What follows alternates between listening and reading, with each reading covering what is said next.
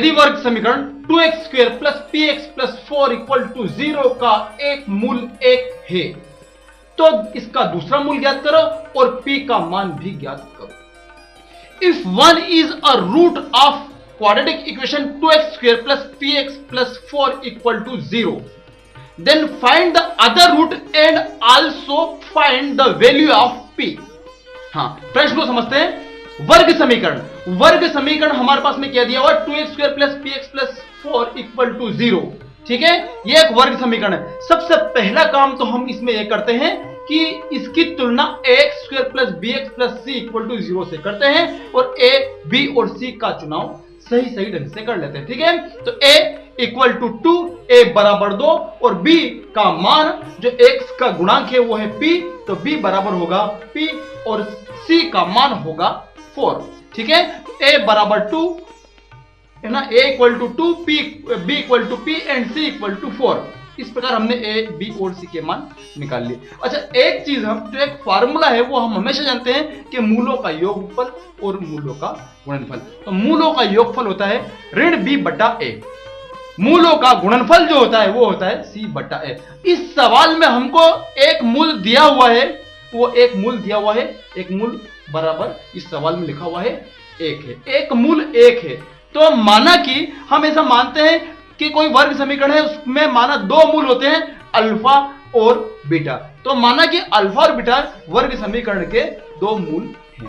ठीक है, अब बात करते हैं इस प्रश्न में कि मूलों का योगफल और मूलों का गुणनफल दोनों सूत्र हमको आते हैं। यहां पे हमको जिस सूत्र का इस्तेमाल पहले करना है वो है मूलों का गुणनफल, है ना। तो मूलों का गुणनफल बराबर होता है c बटा a। सभी को कई बार बताया है, कई बार मालूम होगा आपको।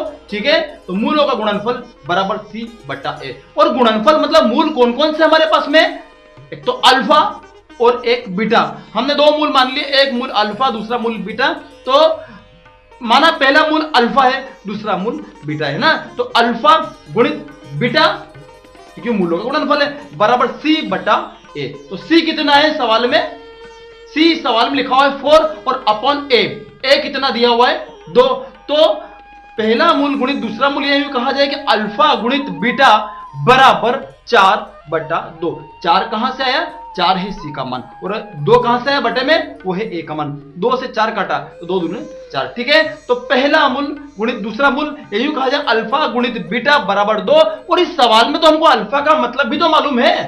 अल्फा मतलब वो पहला मूल या एक मूल समझ लीजिए, सवाल में लिखा हुआ है एक मूल बराबर अल्फा बराबर 1 माना है ना। तो अल्फा का मान कितना हमारे पास में 1, तो 1 गुणित बीटा बराबर आ रहा हमारे पास में 2। तो 1 का जब हम बीटा से मल्टीप्लाई करेंगे, गुणा करेंगे तो बीटा एकम बीटा। तो यहां पर जो हमें दूसरा मूल प्राप्त हुआ उसको हमने बीटा कहा है, तो बीटा बराबर हुआ है 2। तो एक मूल 1 था, दूसरा मूल हमने ज्ञात करा है। कहां से ज्ञात किया है, मूलों के गुणनफल के सूत्र का इस्तेमाल करके। तो मूलों का गुणनफल से बीटा बराबर कितना आया हमारे पास में, वह भी 2 ही आया। अब बात करते हैं, अभी भी हमको p का मान और ज्ञात करना है। तो चलो हम फिर से हम क्या करते हैं कि अभी मूलों का योगफल का सूत्र का हमने इसमें इस्तेमाल नहीं किया है, तो मूलों का योगफल बराबर होता है ऋण b बटा a।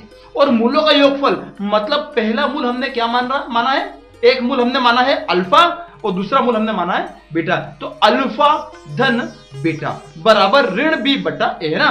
अल्फा कितना हमारे पास में, जो सवाल में एक मूल तो मालूम ही है तो वहां लिख लिया 1, और दूसरा मूल जो बीटा वो हमने निकाला है वो कितना आया था 2 है ना। तो 1 धन 2 बराबर ऋण b बटा a। ऋण का ऋण b कितना है इस सवाल में, b के स्थान पर लिखेंगे p क्योंकि सवाल में b बराबर p और बटा a लिखा हुआ है, तो a मतलब हुआ a का मान कितना हमारे पास में 2। इस प्रकार अगले स्टेप में पहुंचते हैं। तो 1 धन 2 कितना होता है, 1 और 2 का योग 3 हुआ, तो 3 बराबर ऋण b बटा a का ऋण p बटा 2। ठीक है, अब 3 बराबर ऋण p बटे 2 है, तो ये ऋण 2 क्रॉस मल्टीप्लाई 3 से कर दीजिए, तो 2 तिया 6 और माइनस भी साथ में आएगा। तो इस प्रकार ऋण 6 बराबर p, या यूं कहा जाए कि p बराबर ऋण 6।